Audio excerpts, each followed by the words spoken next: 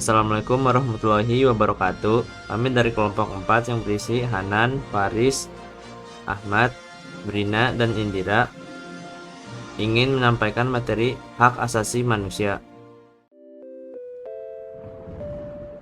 Kembangan hak asasi manusia tidak dapat lepas dari sejarah penindasan dan perlakuan sewenang-wenang pihak penguasa terhadap kaum yang lemah, sehingga menimbulkan kesadaran manusia untuk lepas dari penindasan, melahirkan gerakan perlawanan dan pemberontakan untuk memperjuangkan hak asasi. Lahirnya hak asasi manusia berawal di Inggris pada tahun 1215 dengan adanya Magna Carta. Pada saat itu masyarakat Inggris menentang kepemimpinan Raja John yang sewenang-wenang terhadap rakyat, sehingga melahirkan Magna Carta atau Piagam Agung yang menjadi inspirasi lahirnya perlindungan hak asasi manusia di tempat lain. Sejarah perkembangan hak asasi manusia di Indonesia berawal dari kesadaran masyarakat tentang adanya penjajahan dan ingin lepas dari penjajahan tersebut, sehingga muncullah berbagai jenis organisasi pergerakan nasional. Setelah kemerdekaan pula tetap adanya pergerakan hak asasi manusia melalui kebebasan berpendapat secara politik. Pengertian hak secara umum, hak asasi manusia bersifat kodrati dan dimiliki oleh setiap orang yang berlaku dimanapun dan kapanpun. Ada beberapa pengertian mengenai HAM. 1. Menurut John Locke, sesuai dengan kodratnya, manusia sebagai individu merupakan hak yang bebas dan setara manusia, memiliki hak kodrati yang tidak dapat diganggu-gugat, meliputi hak hidup, hak merdeka, dan hak memperoleh atau memiliki kekayaan. 2. Undang-Undang Nomor 39 Tahun 1999 tentang Hak Asasi Manusia menyebutkan bahwa hak asasi manusia adalah seperangkat hak yang melekat pada hakikat dan keberadaan manusia sebagai makhluk Tuhan yang Maha Esa, merupakan anugerahnya yang wajib dihormati, dijunjung tinggi, serta dilindungi oleh negara, hukum pemerintah, dan setiap orang demi kehormatan, serta perlindungan harkat dan martabat manusia. 3. Menurut Prof. Darmodiharjo, hak asasi manusia merupakan hak dasar yang dibawa sejak lahir sebagai anugerah Tuhan yang menjadi dasar dari hak dan kewajiban yang lain. Macam-macam HAM. Perkembangan kehidupan manusia berhubungan pula dengan perkembangan permaknaan terhadap HAM dengan tujuan mempertahankan atau mendapatkan kehidupan yang lebih baik. Berikut beberapa macam HAM. 1. Hak asasi pribadi seperti kebebasan mengeluarkan pendapat serta memilih, memeluk, dan menjalankan agama dan kepercayaan. 2. Hak asasi politik seperti hak untuk memilih dan dipilih, berkumpul dan berserikat, serta kebebasan mendirikan partai politik. 3. Hak asasi ekonomi seperti kebebasan memilih pekerjaan dan mengumpulkan kekayaan. 4. Hak asasi hukum seperti hak mendapat perlakuan yang sama dalam hukum dan pemerintahan. 5. Hak asasi sosial dan budaya seperti hak mendapat pendidikan, kesehatan, berpartisipasi dalam kebudayaan, serta hak mendapat perlindungan terhadap karya cipta. 6. Hak asasi dalam tata cara peradilan dan perlindungan seperti hak mendapat peradilan dan perlindungan dalam penahanan, penangkapan, peradilan, penyitaan, atau penggeledahan.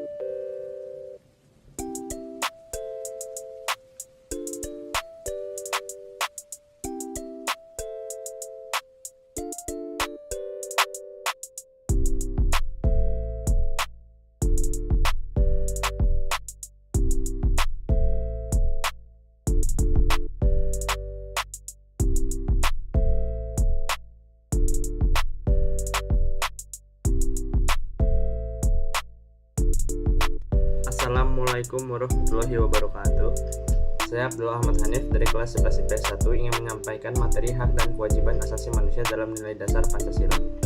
Nilai dasar berkenaan dengan eksistensi suatu hal, mencakup cita-cita, tujuan, tatanan dasar, dan ciri khasnya.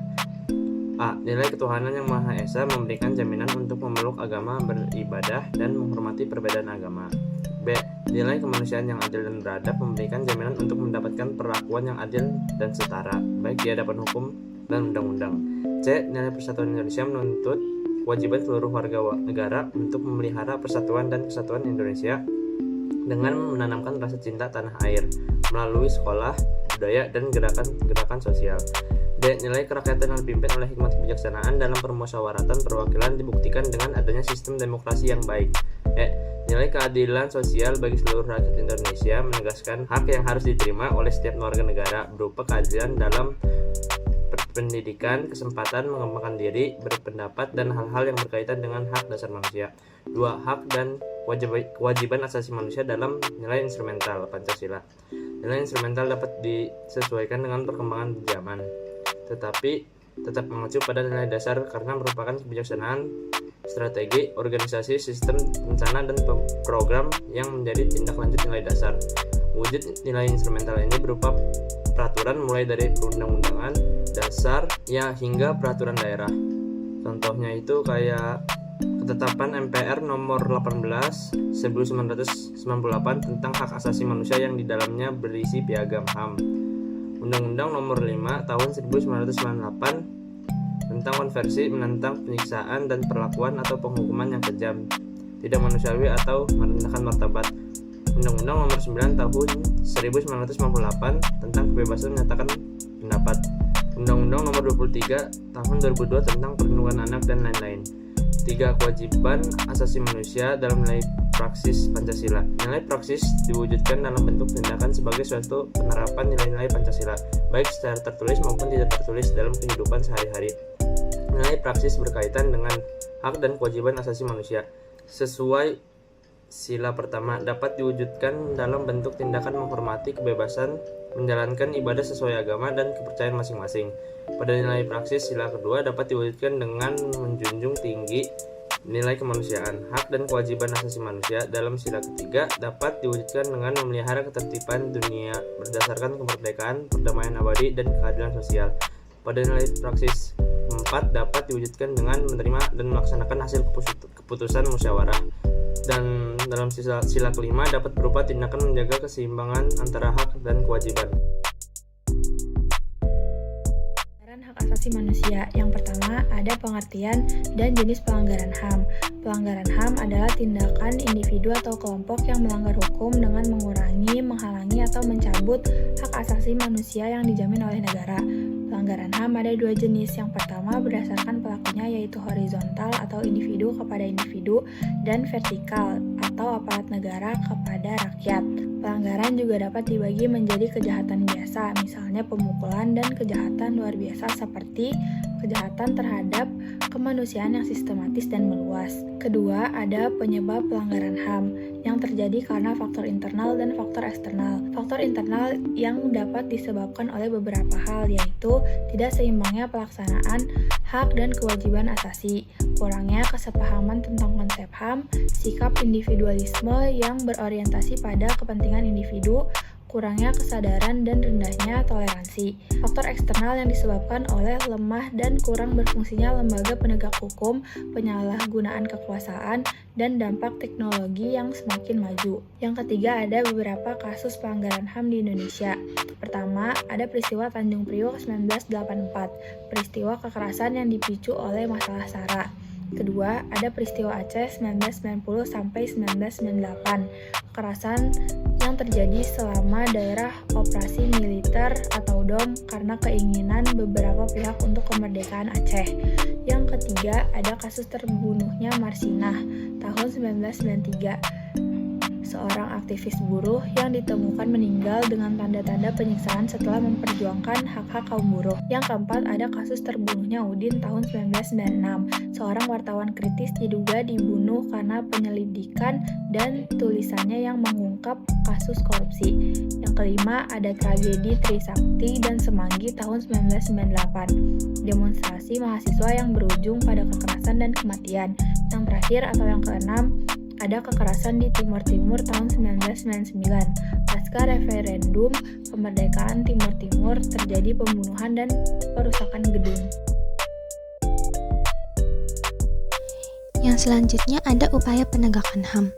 Negara memiliki peran yang dibutuhkan dalam upaya penegakan dan perlindungan HAM sesuai pasal 28I ayat 4 UUD NRI tahun 1945.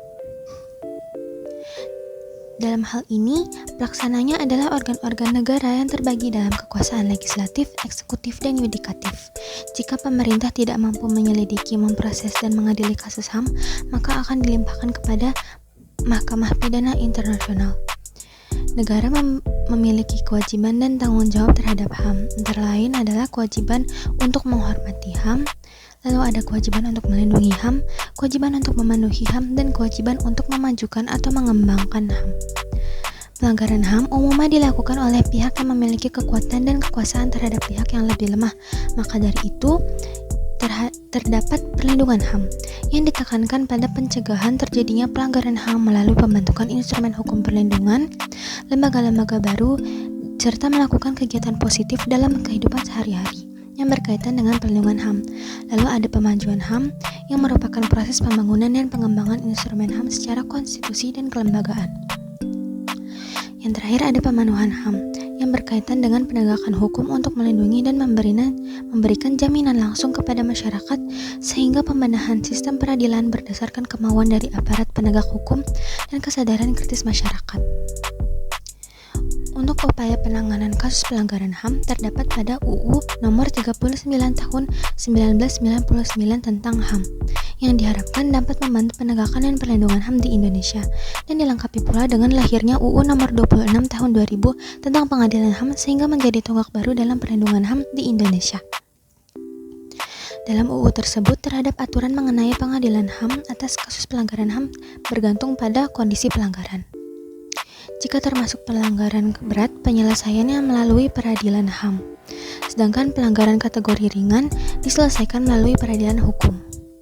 Adapun upaya penegakan dan perlindungan HAM yang menganut prinsip transparansi, supremasi hukum, dan profesionalisme.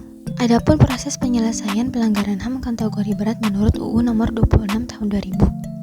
Yang pertama ada penyelidikan, penyidikan, dan penangkapan oleh Komnas HAM dengan wewenang. Yang kedua ada penyelidikan yang dilakukan oleh Jaksa Agung dengan mengangkat penyidik ad hoc yang terdiri atas unsur pemerintah dan masyarakat. Yang ketiga, penuntutan yang dilakukan oleh Jaksa Agung dengan mengangkat penuntut umum ad hoc yang terdiri atas unsur pemerintah dan masyarakat. Dan yang terakhir, pemeriksaan di pengadilan HAM dilakukan oleh Majelis Hakim Pengadilan HAM. Setelah penyerahan bukti perkara oleh Jaksa Agung yang paling lama selama 180 hari sejak perkara dilimpahkan ke pengadilan HAM. Jadi sudah selesai materi hak asasi manusianya. Sekian dari kami. Kurang lebihnya mohon maaf. Wassalamualaikum warahmatullahi wabarakatuh.